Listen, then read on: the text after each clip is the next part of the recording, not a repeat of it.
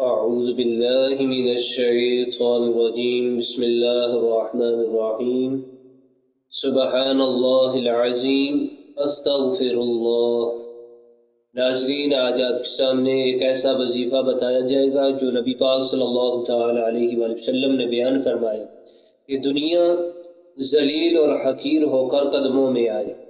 حجت الاسلام امام غزالی رحمہ اللہ تعالی نے اسے احیاء العلوم میں بھی بیان فرمایا اور دیگر حدیث مبارکہ میں بھی یہ موجود ہے کہ ایک شخص بارگاہ مصطفیٰ صلی اللہ تعالی علیہ وآلہ وسلم میں حاضر ہوا اور اس نے عرض کی، یا رسول اللہ صلی اللہ تعالی علیہ وآلہ وسلم کہ دنیا نے مجھ سے منہ موڑ لیا ہے، یعنی میں غریب ہو چکا ہوں، حقیر ہو چکا ہوں، میرا مال گم ہو چکا ہے۔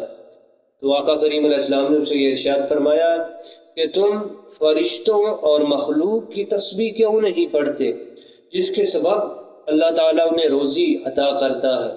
اس شخص نے عرض کی، یا رسول اللہ وہ کون سا وظیفہ ہے، وہ کون سا عمل ہے، وہ کون سا کلام ہے؟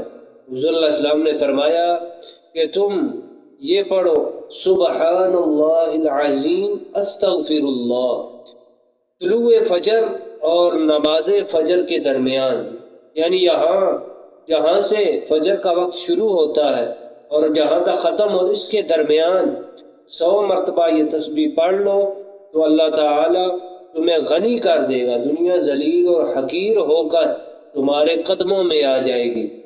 ناظرین، یہ ایسا وظیفہ ہے جن احباب نے بھی یہ وظیفہ کیا، یعنی اس کلام کو پڑھا، سبحان اللہ العظیم استغفر اللہ، تو اللہ تعالیٰ نے چند ہی دنوں کے بعد اسے غنی کر دیا۔ تو یہ آقا کریم علیہ السلام کا بتایا ہوا وظیفہ اور حضور کا عمل ہے۔ اللہ تعالیٰ ہمیں اسے بھی اپنانے سے پڑھنے کی توفیق عطا فرمائے۔ وآخر دعوانا ان الحمد للہ رب العالمین۔